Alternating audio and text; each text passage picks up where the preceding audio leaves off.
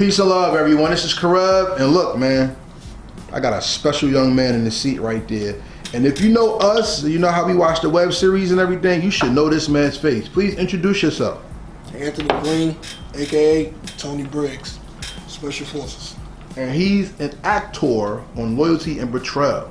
So, before we go into all the backstories and things, congratulations. Thank you. It's a pleasure to get to meet you. Same here.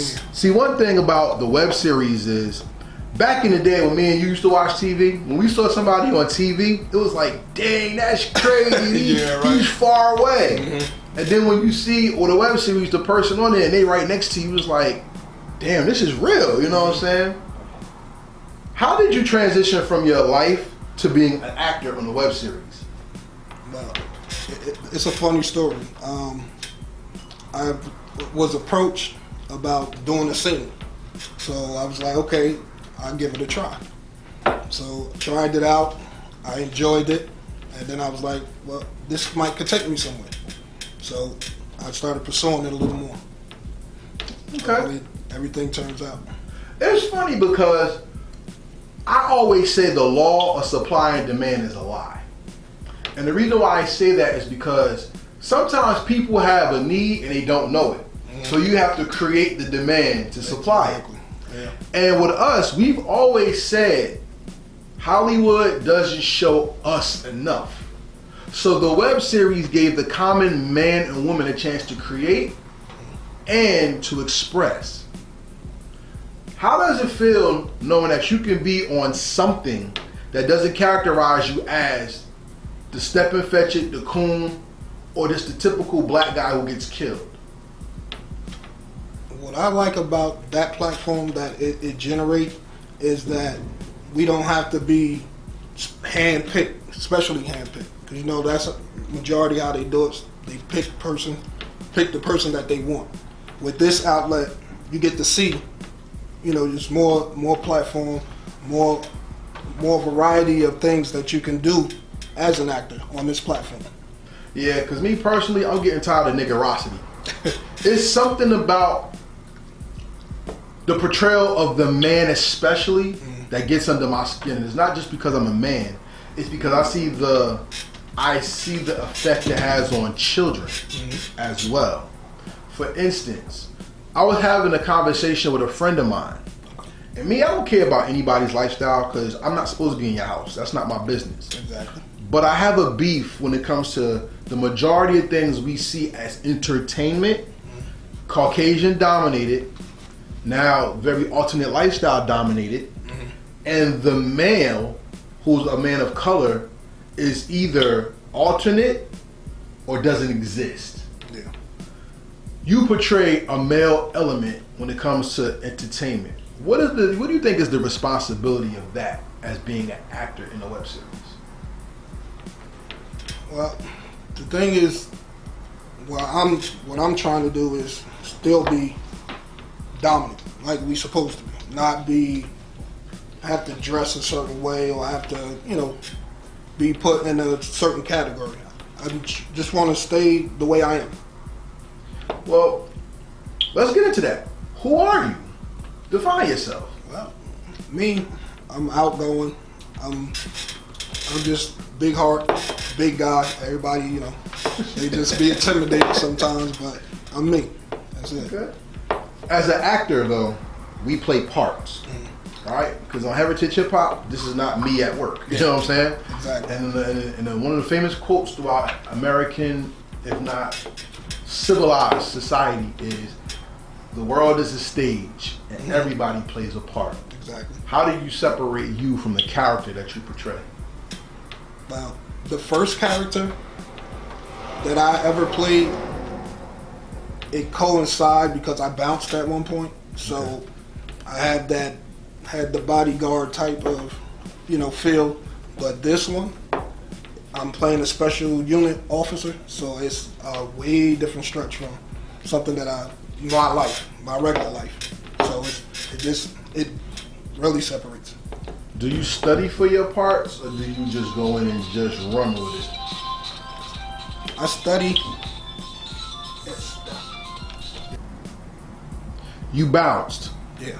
And that was a way to bring that element into the character that you were. Yeah. But being that the world is a stage and we always have to play our parts, who are you? And how do you bring you into a character? Do you study for the role first? Or do you just go in and just find out what to do? No.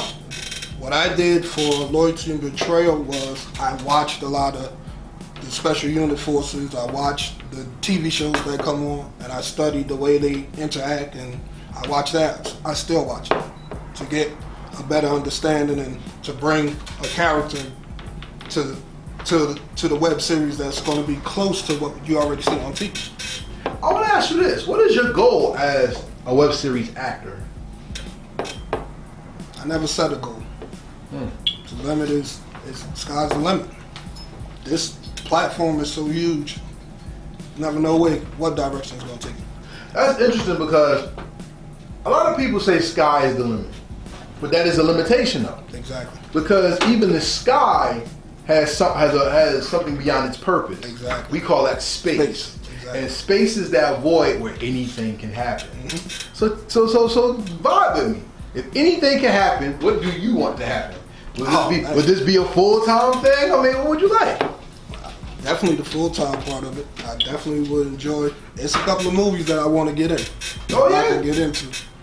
But like I said, hopefully this will put me on that platform where they see my face and make the transition even easier. So what does it mean to you to have IMDb credits?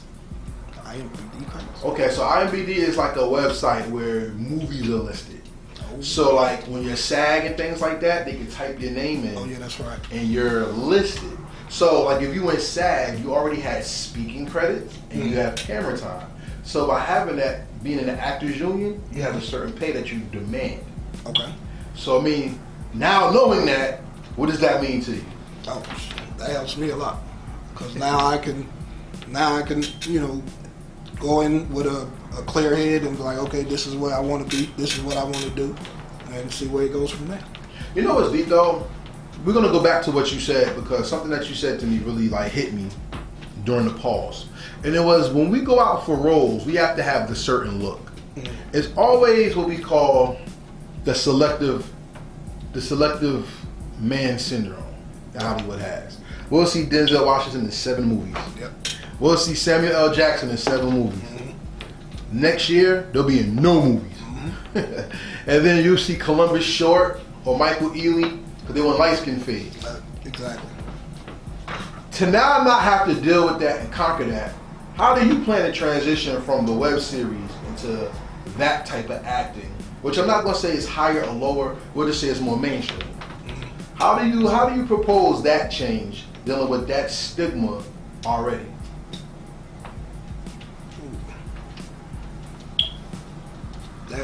That change, I'm not sure if I will be able to have a say so once I get to that status. But see, we look at who are the creators of Loyalty and Betrayal? But we all Exactly. create. It's a team effort. So everybody's put in equal and everybody reaps the benefits. Yep.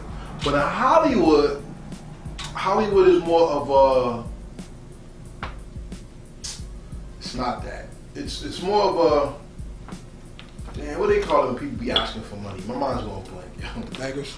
Nah, Donations? Movies are based off of studio funds and donations, GoFundMes. GoFundMe. Okay. So it can't be a team effort. It's the effort and vision of the one person who's in control of the GoFundMe. Yeah, that's true. So we look at the vision of the creator and how they purposefully put people in place. What does it mean to you not to have to be put in place, but to not only demand your place, but to establish your own place? Let's think about that. To establish my own place and not have to worry, it brings more confidence. It brings about more vision.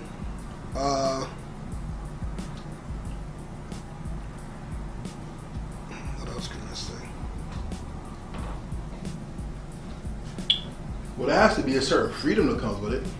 Yeah, freedom. You're right. Forrest Whitaker is a great actor. Yes. You cannot deny it. But they asked a top Hollywood movie maker, why isn't Forrest Whitaker a draw? And the man said, because he's fat, black, and cross-eyed. That's what he said about him. So if anything with Forrest Whitaker getting a major movie role where he can star was out of the norm. Yeah. But he's a great actor. Yes. When we look at people like Wesley Snipes, Morris Chestnut, how did they get their roles? They're great actors and dark skin is in. When Kevin Hart gets a role, he's the short, funny guy. Yeah. So we want him. Without having to be in tune with a stigma, you'll be able to freely go with the flow and produce. I ask you this, with Hollywood always having the male categorized and you not having to fit the category, how does that make you a better performer?